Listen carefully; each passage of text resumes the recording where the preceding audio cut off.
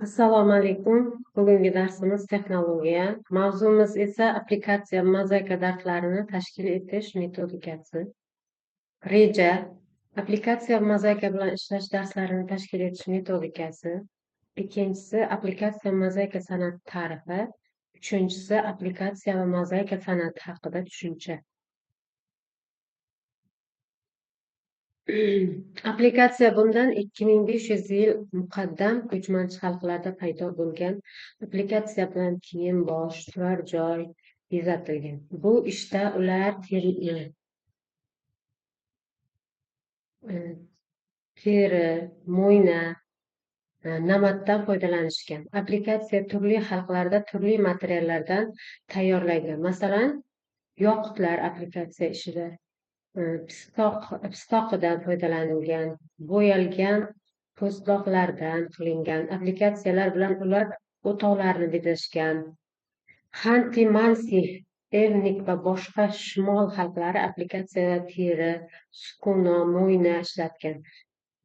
Qozoq, qalmoq, Ostin, buryat va boshqa xalqlar applikatsiyadan milliy kiyim, uy-ro'zg'or predmetlarini bezashda foydalanishgan. Gazlamadan applikatsiya metallari sifatida ancha keyinroq foydalanish boshlangan. Bu applikatsiya bilan ishlash boshlang'ich sinflarda applikatsiya tasvir hosil qilish texnikalaridan biri bo'lib, lotincha applikato, biror narsaga joylamoq, yopishtirmoq, rang-barang qog'oz yoki mato parchalarini yoki boshqa metallarni fon, tag sifatida qabul qilingan biror narsaga yopishtirib yoki tikib naqsh yoki tasvir hosil qilish usuli. Shu usulda hosil qilingan naqsh yoki tasviri tasvirlash texnikasining bir ko'rinishi sifatida applikatsiya juda qadim zamonlardan qo'llanilib kelingan. U qadim davrlardan kiyimlar, poyabzal, mehnat qurollari va uy-ro'zg'or jihozlarini bezashda foydalangan. Applikatsiyaning mavzulari sifatida dastlabki davrlarda qushlar, hayvonlar, insonlar, chiroyli o'simliklar va gullar tanlangan. Hozirgi kunda applikatsiya har bir xalq san'atida juda keng tarqalgandir. Applikatsiyaning eng yosh turi falastinliklar 1960-yilda dunyoda birinchi Flaris rassomlar jamiyati tashkil etadi. Applikatsiya bilan shug'ullanish bolalarning dunyoqarashining uyg'un rivojlanishida katta ahamiyatga ega. Applikatsiya ijodni rivojlantirishga yordam beradi, fantaziyani boyitadi, kuzatuvchanlik, diqqat va tasavvurni faollashtiradi, irodani tarbiyalaydi, qo'l mehnati shaklini his qilish, chamalash va rangni sezish qobiliyatini o'stiradi. Rangli qog'oz yoki boshqa metallardan kompozitsiyalar ustidagi ish badiiy didni avj oldiradi.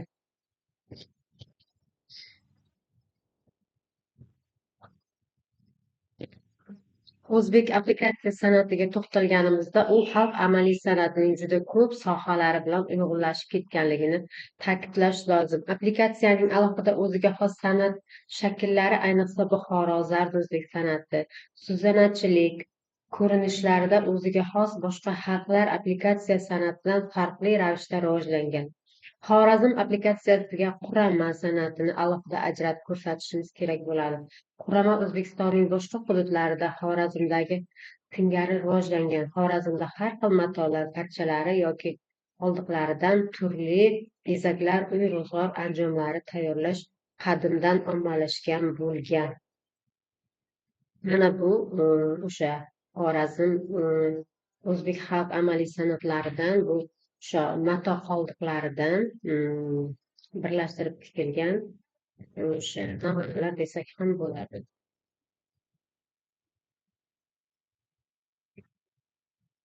Applikatsiya o'zbek xalq amaliy san'atida amaliy san'atning boshqa turlari bilan uyg'unlashib ketganligi sababli u ko'pincha ustalar tomonidan tayyorlangan har xil mahsulotlarga bezaklar berishda, kiyim-kechaklar va kundalik turmush anjomlarini bezatishda juda keng qo'llanilgan.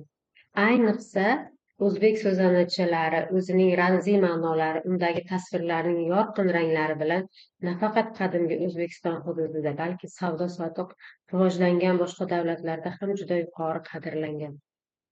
Qadimgi o'zbek so'zanalarining namunalari bugungi kunda Germaniya, Fransiya, Yaponiya kabi dunyoning ko'paygan ko'pgina mamlakatlarida muzeylarda namoyish qilinmoqda. Xalq amaliy san'atining eng boshlang'ich elementlarini o'zida aks ettirgan aplikatsiya bajarishni kichik yoshdagi bolalarga o'rgatish, shu orqali ularda ijodkorlik ko'nikmalarini uyg'otib, rivojlanish, kasb-hunar kollejlarida tayyorlanayotgan tasviriy va amaliy san'at o'quvchilari uchun muhim mutaxassis yo'nalishlardan biri hisoblanadi.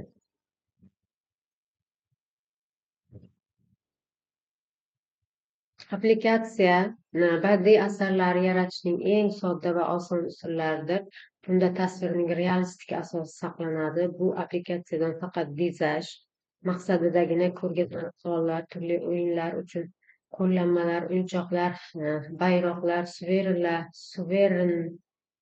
suvenirlar, devoriy gazetalar, stendlar, ko'rgazmalar va kostyumlarni tayyorlash emas, balki kartina, pano naqshlari va shu kabilarni yaratishda ham keng qo'llanish imkonini beradi.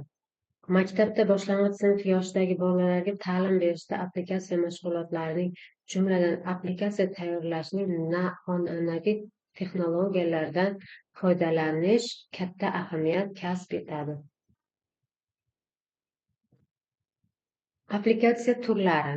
Birinchisi dekorativ aplikatsiya, ikkinchisi geometrik shaklli aplikatsiyalar, geometrik figuralardan predmetli aplikatsiyalar, ko'p rangli aplikatsiya, badiiy aplikatsiya, syujetli aplikatsiya shular jumlasidan kiradi.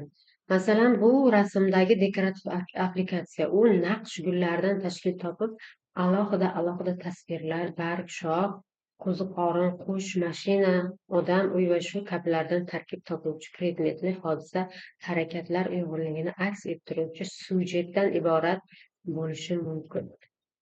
Bu o'sha dekorativ aplikatsiyaga misol bo'ladi. Keyingisi esa geometrik shaklli aplikatsiya. Bunga misol bo'la oladi mana. Geometrik shaklli aplikatsiya mana shu rasmda ko'rib turganingiz geometrik shaklli aplikatsiyaga misol bo'la oladi. Keyin geometrik figuralardan predmetli aplikatsiyalar. Bularga mana bu rasmdagi narsalar misol bo'la oladi. Ko'rishimiz mumkin. Keyin ko'p rangli aplikatsiyalarga mana bu rasmdagi lavhalar misol bo'la oladi. Mana har xil ranglardan yasalgan aplikatsiyalar misol bo'la oladi. Keyingisi esa syujetli aplikatsiya. Bunga misol bo'la oladi. Mana syujetli aplikatsiyaga kiradi mana shular. Keyingisi esa mavzuli aplikatsiya. Bunda bu rasmdagi namunalar mavzuli aplikatsiyaga kiradi. Keyingisi esa badiiy aplikatsiyalar. Badiiy aplikatsiyaga namuna bo'la oladi. Keyingisi esa mana bu matodan aplikatsiya tayyorlash. Bu hammasi matodan yasalgan, matodan qilingan aplikatsiyaga kiradi. Somondan aplikatsiya tayyorlash. Bunga namunalar bu somondan yasalgan o'sha namunalarni ko'rishimiz mumkin.